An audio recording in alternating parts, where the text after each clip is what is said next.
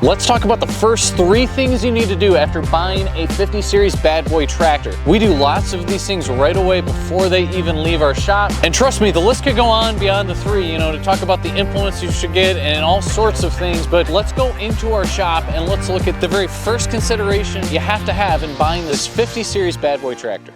So we have this in the shop and we're getting this ready for a customer. What they requested is that you can actually widen the width of the rear end of this tractor. So we're gonna show how to do it. But if we look at the tires right now, let's look at the backside here. This tire has kind of an offset pitch back here, and what you can actually do on your tractor to get a little bit more width, a little bit more stability, is flip around this plate. You can take the tire off, pull these bolts out, and flip this around. Your tires are gonna come out, looks like about a few inches off the other side of that fender, and look at the width difference that we've got right now.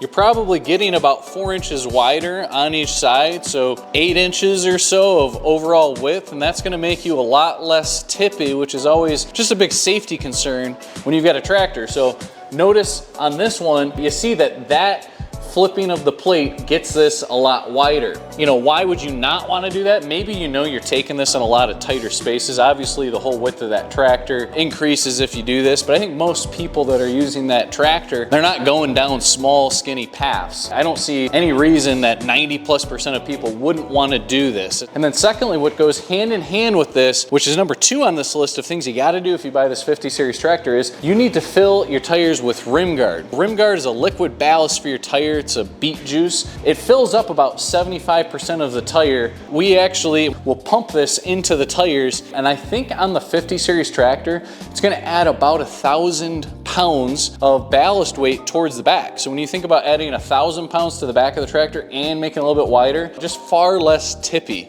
And if you're wondering, is that really something I want to spend a little extra bit of money on? I'll admit that I didn't grow up and I wasn't the farmer, and I'm trying to learn these tractors in and out. And so we get a lot of trade-ins, right? And so I had to trade in, I think it was a 30 horsepower tractor, and I was lifting something pretty heavy and just going over a mound of a hill, the whole rear end of the tractor just went up in the air. And it's not a feeling that you want. If you've got a tractor, these are just such big, heavy, strong machines that a lot can go wrong in a short period of time, and what peace of mind, and just giving yourself more ability, right? What is so good about the bad boy series tractors, and especially the 50 series tractor, is the lift capacity. If you're lifting towards the top of that, this one can actually lift 2,700 pounds. You are actually gonna get the full capability of that lifting capacity. You don't wanna lift 2,700 pounds in the air way up high and be moving when you haven't done stuff like this. So it's just a much bigger thing, as far as that safety goes. So absolute 2 must things there. And the biggest gripe I think I've had on these 50 series tractors is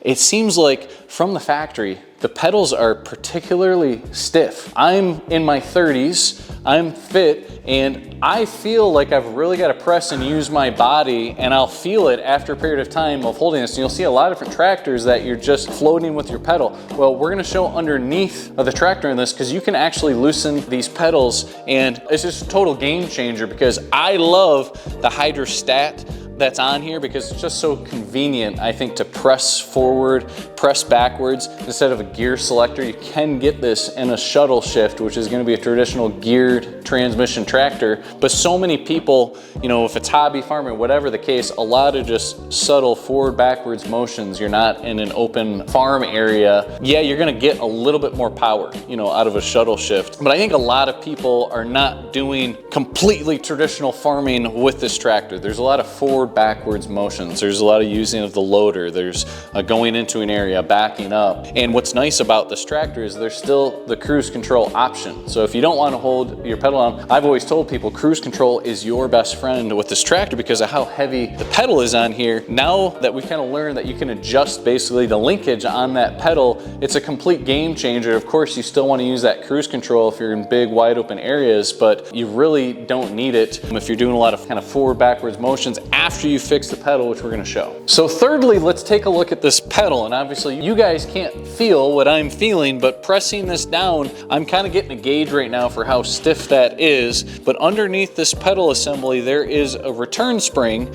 and that spring is what allows it to push back. It's actually what that feeling of resistance is. And kind of looking between the loader here, there is a bolt right here and a nut. I'm going to actually shorten the end of the bolt that's showing, and what that's going to do is actually give less tension to the spring. And right now it looks like I've got about an inch, maybe a little bit more of that thread that's exposed, and I'm going to take it down to half an inch and kind of see what that feels like as a comparison point. I think this is the best way to do it. This is a 12mm deep well socket that I can actually get to. It's going to be a little bit of a guess and check game, because if you do this too much, this pedal's not going to return. That's real dangerous for that thing to be moving. So you got to be very careful with this. If you make it too tight, you could actually break the spring. So most of these, like I said, I think there's too much resistance, so you're going to basically shorten the spring a little bit. So I've loosened this quite a bit. There's a bolt on the back side here, so I'm just going to, by hand, try to thread this tight. This was a 12mm, if I didn't say that. I'm gonna get a 12mm wrench on that bolt and just give it a nice extra tightening bit, but there's a lot more of the back side of this bolt that is this direction. And so that is kind of giving this spring more of a resting position. I'm gonna actually be moving this pedal back and forth, and you can see this is me pressing the pedal forward. There's gonna be a lot less tension with what I've done as far as my adjustment, and so it's going to still have enough strength to return that. So I'm feeling comfortable with that. This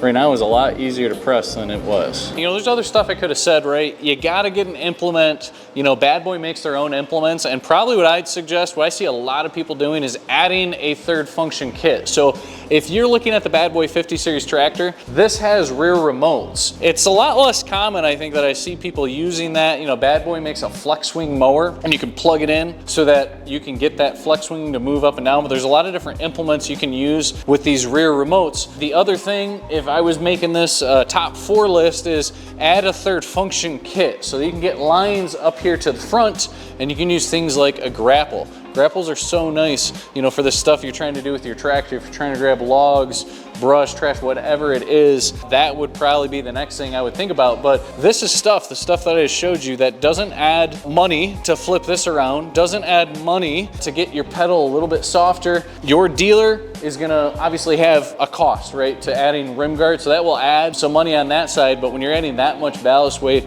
to me it's just a no-brainer for those safety concerns. There's a lot of places that offer rim guard. We offer it here at How Equipment, and almost every tractor that goes out will have rim guard on it, just from a safety precaution. So hopefully that helps you guys. If you are in the market, maybe you're thinking about buying that Bad Boy 50 series tractor, come see us in Jackson, Michigan. A lot of local business that gets done from people kind of traveling, seeing the videos that we do, but we have shipped all over, and it makes a lot of sense when you're talking about a Bad Boy 50 series tractor to go, you know, throughout the Midwest. We've done stuff a couple weeks ago as far as Texas, right? So we can help you. But until that next video, we'll see you later.